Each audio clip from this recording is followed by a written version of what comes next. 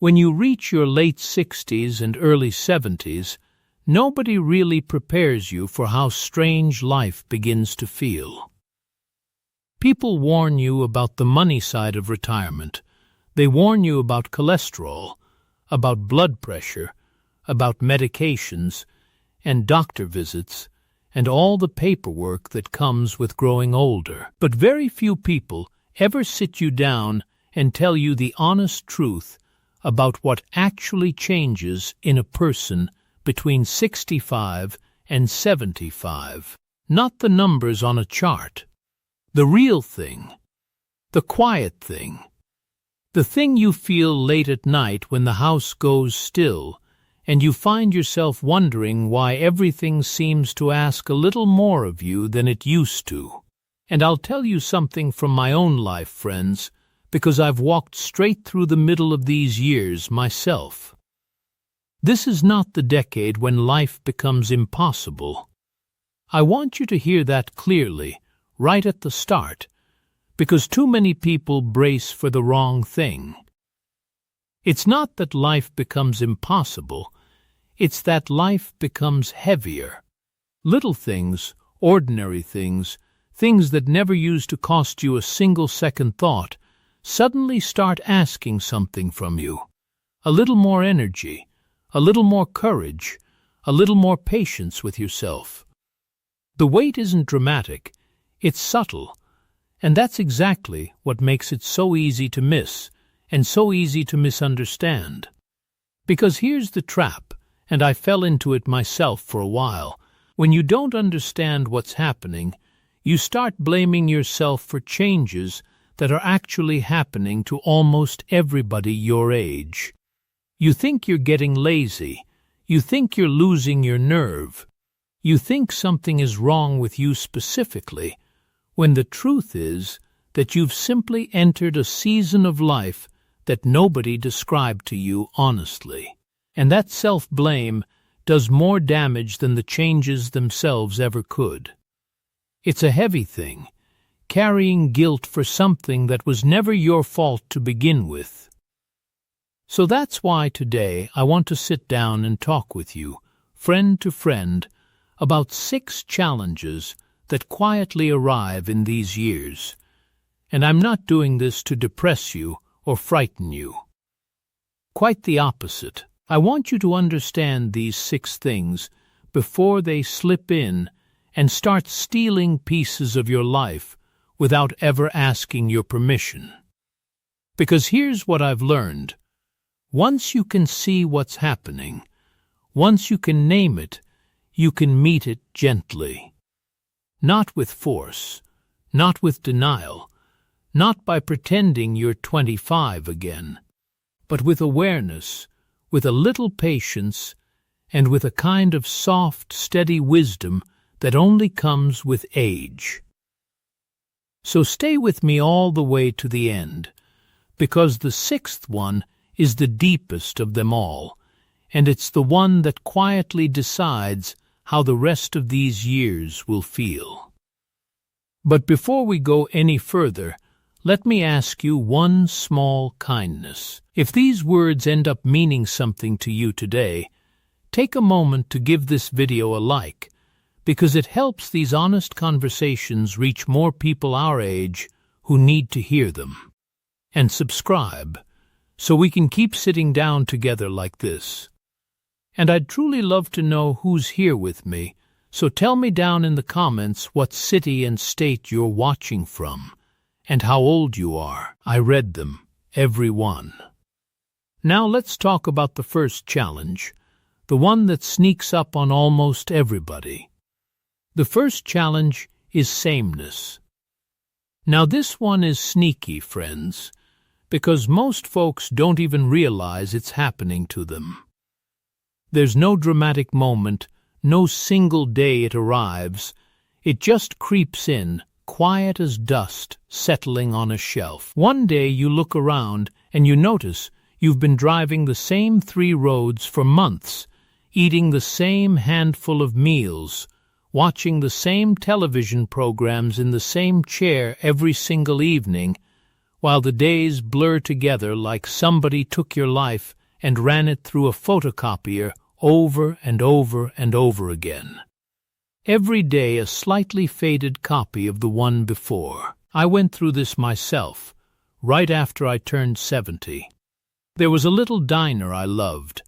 Same corner booth every Tuesday morning, same eggs, same coffee, same kind waitress who called me hun and never once let my cup run dry. And at first, honestly, it felt wonderful. It felt comforting, familiar, safe. That's the thing about sameness. It disguises itself as peace. But after a while, I started noticing something that made me uneasy. My world was quietly shrinking, and it hadn't asked my permission to do it. My brain wasn't really waking up in the mornings anymore. I wasn't curious about anything. I wasn't interested. The days had stopped feeling like anything at all. They just passed. And let me tell you something important, something I wish somebody had told me sooner. The brain gets old faster when nothing surprises it anymore. That's the real secret nobody talks about. People think staying sharp is all about crossword puzzles and vitamins, and look, those things are fine, there's nothing wrong with them. But what really keeps a mind alive is novelty. Small surprises.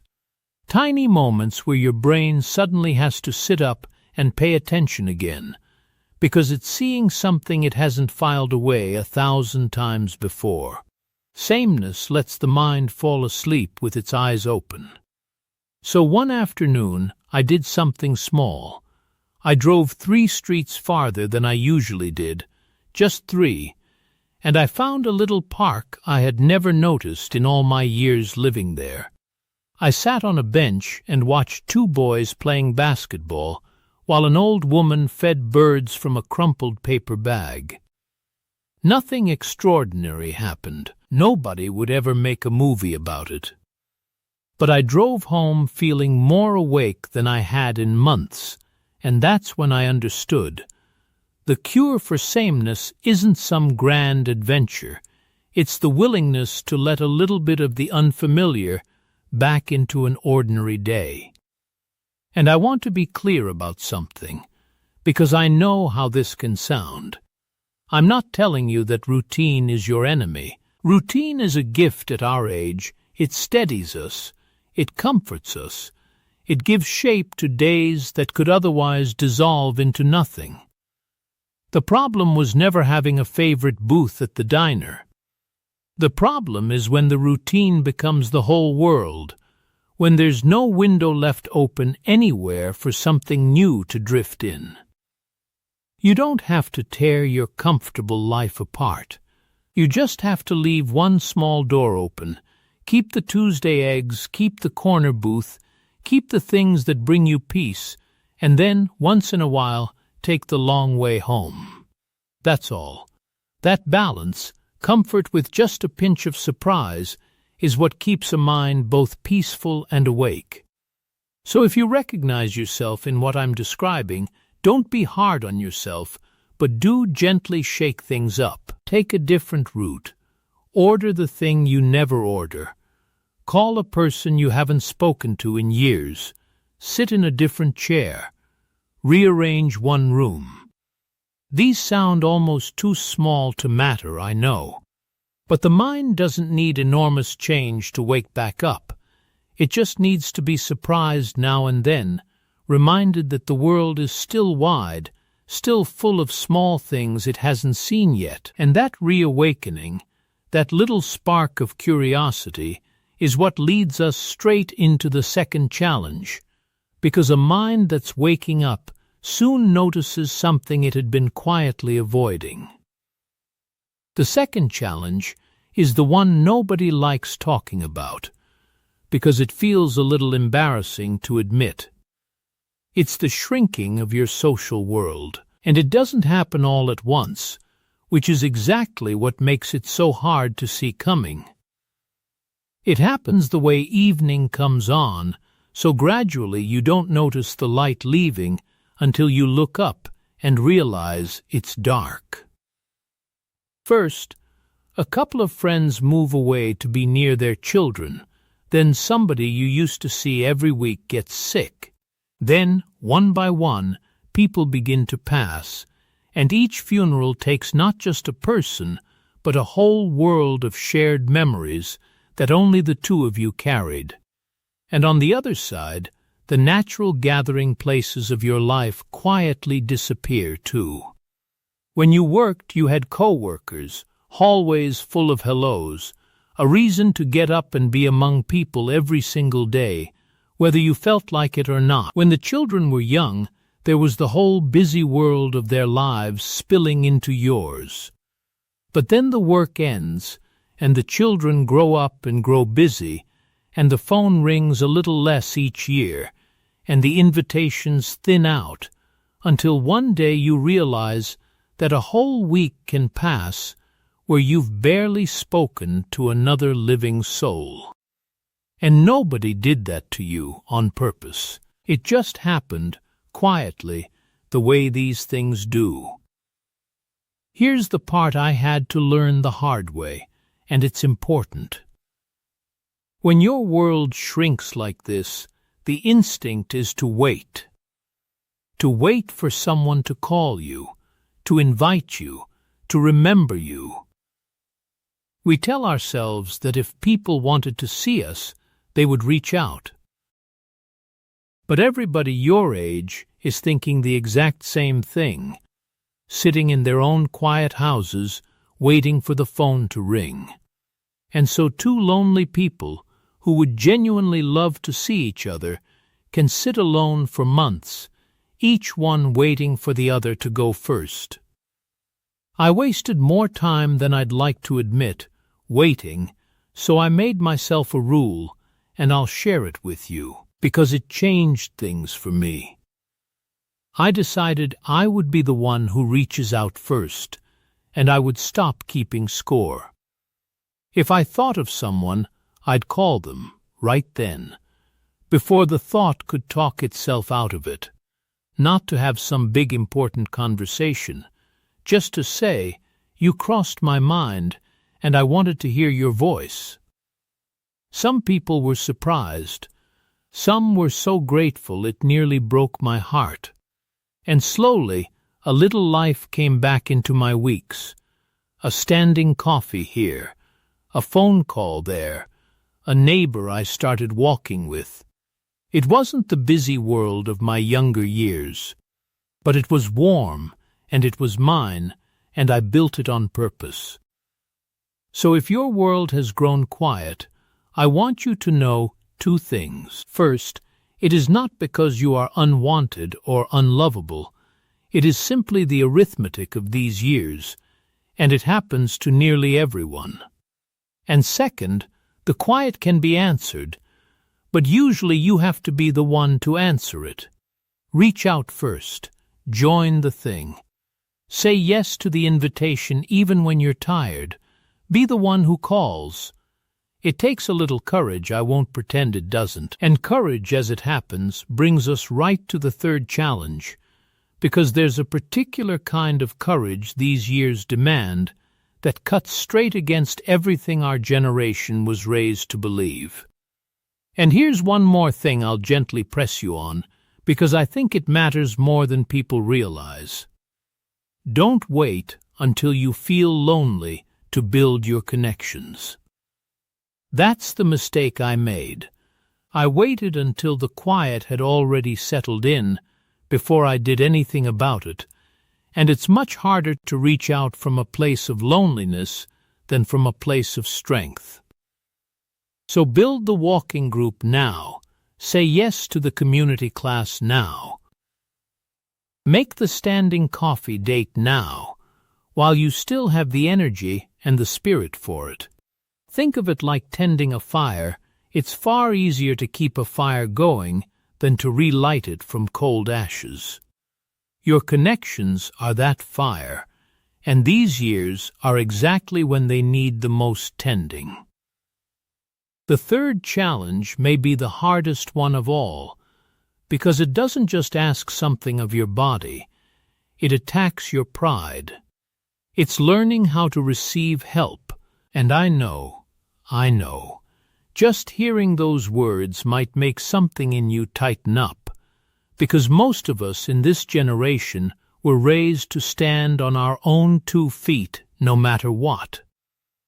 We were taught that a person of worth is a person who doesn't need anybody. We were the ones who helped others, who carried the load, who were leaned upon, and the idea of being the one who needs the help, who has to ask, who has to accept, can feel almost like a small death of who we've always been. I fought this one hard, friends, I really did.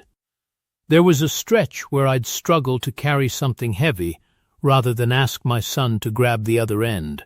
I'd wave off every offer, every "let me get that for you," every "dad, sit down, I've got it." I thought I was protecting my dignity.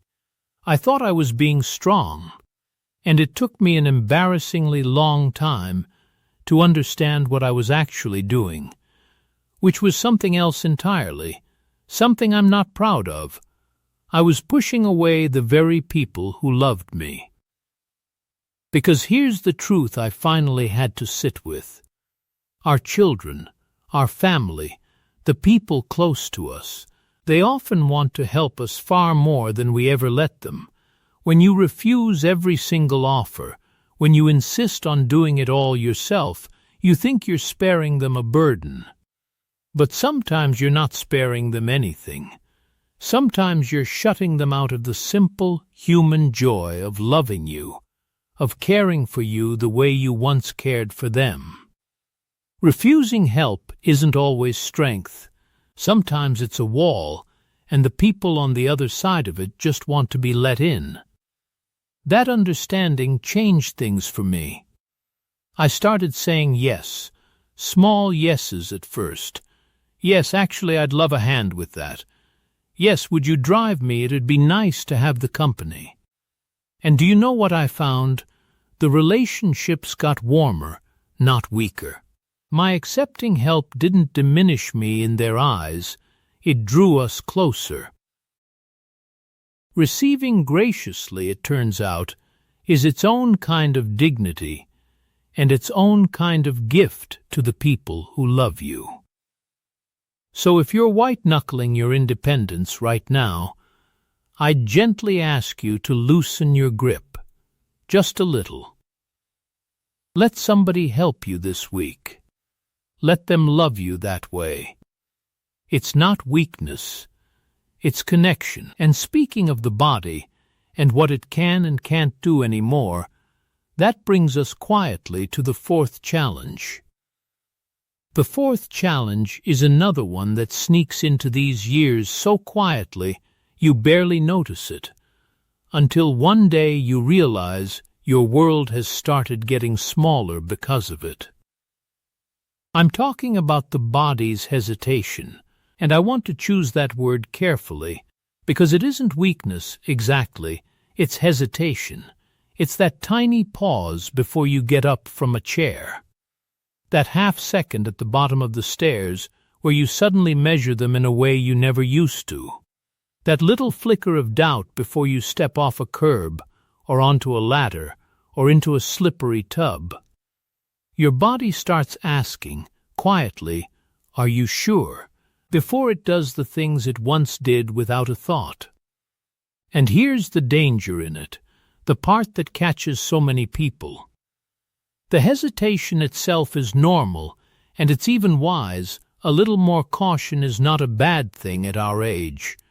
But if you're not careful, that small pause can slowly turn into avoidance. First you hesitate at the stairs, then you start avoiding the stairs, then you stop going anywhere with stairs at all. First you're unsure on the uneven path, then you stop taking the walk entirely. And bit by bit, the fear of the pause shrinks your life down far more than your actual body ever would have. The body's caution becomes a cage, and you're the one who quietly locked the door. I watched this happen to a friend of mine, and it broke my heart. Because it wasn't his body that stopped him in the end, it was his fear of his body. He got so afraid of falling that he stopped moving, and then, because he stopped moving, he got weaker, and because he got weaker, he became far more likely to fall. It was a cruel circle. The very thing he feared, he was quietly building with his own caution. And I realized, watching him, that the answer is not to ignore the hesitation and be reckless, and it's not to surrender to it and stop living either. The answer is somewhere in between. The answer, I've come to believe, is to respect the hesitation without obeying it completely. When your body says, "Are you sure?" the wise response isn't, "I'll never do that again." The wise response is, "Let me do this more carefully. Hold the railing, but climb the stairs. Use the cane or the walking pole, but take the walk. Move slower, turn on the light, wear the good shoes, ask for a steadying arm, but keep moving."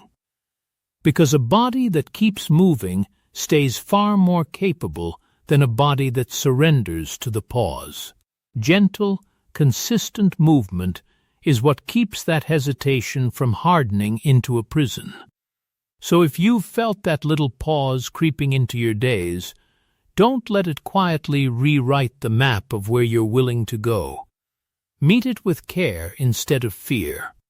And here I'll add one honest word because it matters. If the hesitation is coming from real dizziness, real pain, real unsteadiness, or if you've had a fall, please don't just push through it alone, and please don't just accept it either. That's worth a conversation with your doctor, because sometimes there are real, treatable reasons behind it, and a little professional guidance can give you back a great deal of confidence. Care for the body, respect its signals, but don't let it talk you out of your own life. And now we come to the fifth challenge, one that lives even deeper than the body, in a place people rarely speak about out loud. The fifth challenge is one people almost never admit to, because it feels too heavy to say in ordinary conversation. It's grief that never fully leaves. By the time you reach your 70s, the truth is that almost everyone is carrying losses. A husband or a wife, brothers and sisters, lifelong friends who knew you when you were young. Sometimes, in the hardest cases, even a child, which is a grief no words were ever built to hold. And the world has a quiet expectation that after some polite amount of time, you should be over it, you should have moved on, you should be back to normal. But anyone who has truly loved and truly lost knows that grief doesn't work that way. Not really. What nobody tells you is that grief, the deep kind, doesn't disappear. It changes shape, it softens at the edges, it moves from the front of your mind to somewhere quieter. But it stays, woven into you, and it can rise up without warning on an ordinary Tuesday when a certain song plays, or you smell a certain perfume, or you reach to tell someone something and remember all over again that they're gone. I still catch myself, even now, turning to share a small thought with someone who isn't there anymore, and for a moment the loss is as fresh as the first day. For a long time I thought that meant something was wrong with me. I thought if I were stronger or healthier in the mind, the grief would finally be finished, packed away, done.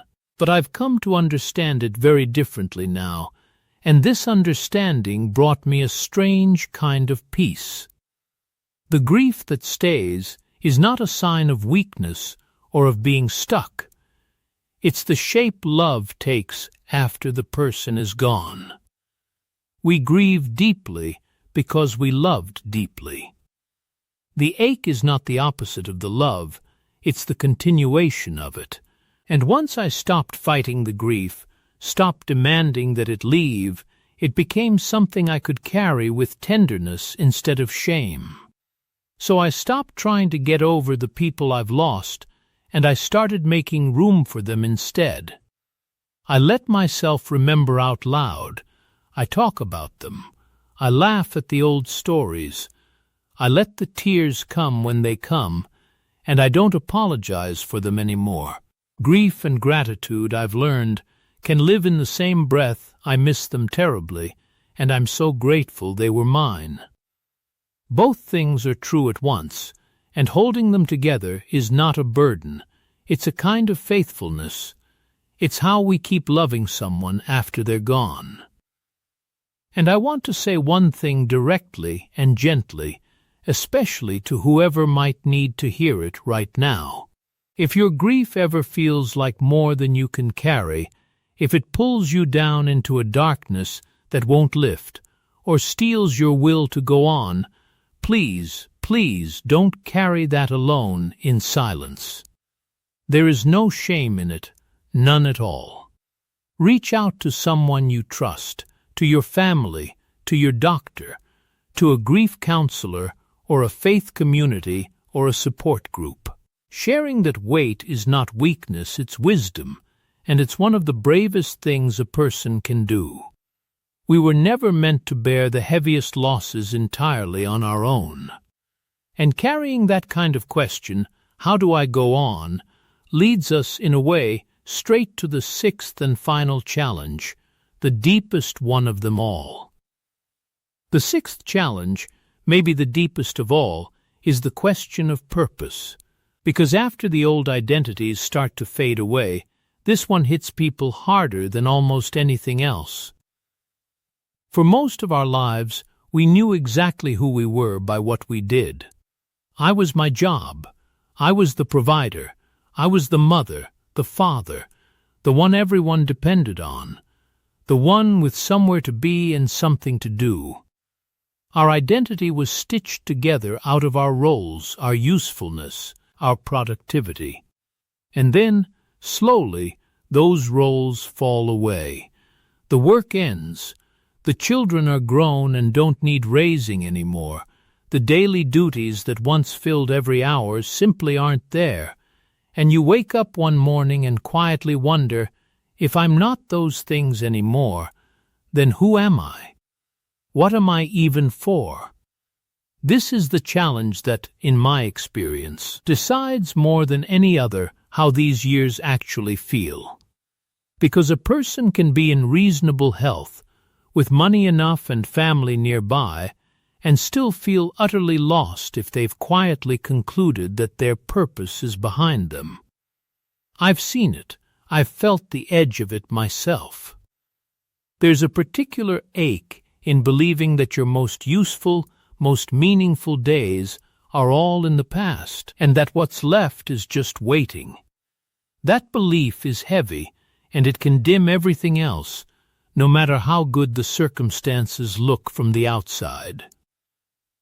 But here's what I've slowly come to understand, and it's changed the whole texture of my later years. Purpose was never really about productivity. We only thought it was, because for decades the world measured us that way. Real purpose isn't about how much you produce, or how busy you are, or how many people depend on you. It's about connection, contribution, and meaning, and those things don't retire when you do.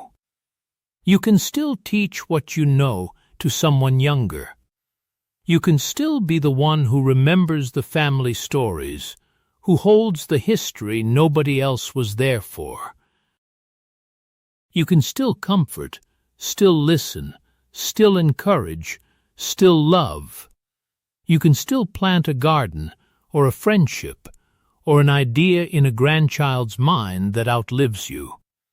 I found my own purpose again in small, unglamorous places, in being the person my grandchildren could call when they didn't want to worry their parents, in checking on a neighbor who was more alone than I was, in writing down the memories that would otherwise vanish when I do. None of it made the news, none of it earned a paycheck, but it gave my days a reason, a direction, a quiet sense that I still mattered, that I was still needed, still adding something to the world. And that sense of mattering, it turns out, is one of the most nourishing things a human being can have, at any age. And let me tell you what I've noticed about the folks who seem happiest in their later years, because it taught me something. It's almost never the ones who manage to stay the busiest. It's the ones who found even one thing that made them feel useful to somebody else. One person to look after. One skill to pass down. One small corner of the world that was a little better because they were still in it. Purpose doesn't have to be grand to be real. A man who tends tomatoes and gives them to his neighbors has purpose. A woman who writes one letter a week to a lonely friend has purpose. A grandfather who is simply reliably there at the end of a phone line has purpose. It's not the size of the thing, it's the direction of it, the turning outward towards something beyond yourself. That turning outward is the whole secret, and it's available to every single one of us, right now, no matter how many roles we've had to lay down. So if you've been feeling that hollow question, what am I for now? I want you to hear this. Your purpose did not expire. It simply changed clothes. The loud, ambitious, world-measured purpose of your younger years has quietly become something gentler and, honestly, something truer. You are here to connect, to contribute in whatever way you still can, and to be a source of love and wisdom and memory for the people around you. That is not a lesser purpose. In many ways, it's the realest one you've ever had, and when you take hold of it, everything we've talked about today begins to knit itself together into something whole. So let me gather all of this up before we part ways, because when you look at these 6 challenges together, sameness, the shrinking world, learning to receive help, the body's hesitation, the grief that stays, and the question of purpose, you start to see they're not really 6 separate problems at all. They're all facets of one single thing, the deep work of learning how to age with grace instead of fighting it every single morning. And I've noticed something about the people who seem to move through these years with the most peace. It surprised me. Honestly, they're not necessarily the healthiest ones, or the richest ones, or the luckiest ones. The people who age with the most peace are the ones who learn something I can only describe as softness without surrender. They stop battling reality the moment they wake up each day. They adapt instead of resisting. They become gentler with themselves, more forgiving of their own limitations. They stop measuring their entire worth by speed, by productivity, by how much they can do without help. And most of all, they learn how to receive joy in smaller forms. A warm cup of coffee in the morning quiet, a phone call from a grandchild, sunlight coming through the kitchen window, a slow walk at dusk when the air turns cool. These things sound small when you're young and racing through life.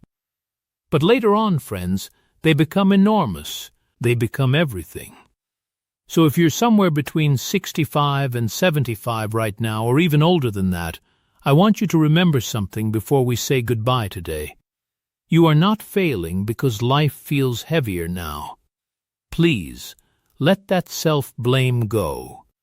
You are simply carrying a brain and a body that require more intention than they once did, more care, more gentleness, more awareness. That is not weakness. That is not decline of character.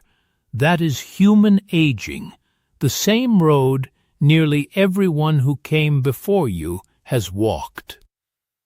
And despite all the losses these years can bring, and they do bring losses, I won't pretend otherwise, there is still so much beauty available to you. Right now, today, there is still curiosity left in you. There is still connection to be built.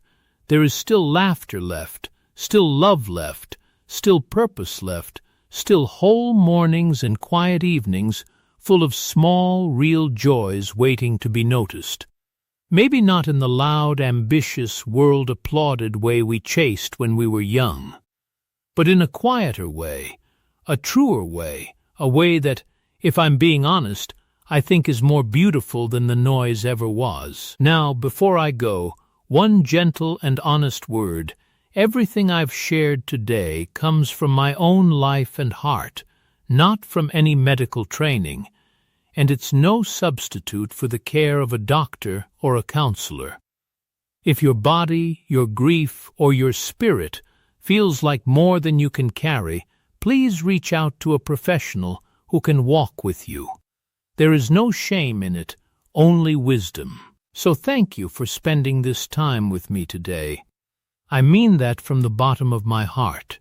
And if something in these words stayed with you, I want you to do just one thing this week. Hold on to it and act on it, even in some small way. Take the walk you've been putting off. Make the phone call to the person you miss. Try the one unfamiliar thing. Let somebody help you, and let them love you that way. And above all, be a little kinder to yourself than you were yesterday, because you've earned that kindness 1,000 times over. We've all come a very long way to get here, you and I. So tell me down in the comments what city and state you're watching from and how old you are, and which of these 6 challenges hit closest to home. Because your words might be exactly what another person needs to read today. Take good care of yourself out there, my friends. I'll be right here, and I'll see you again soon.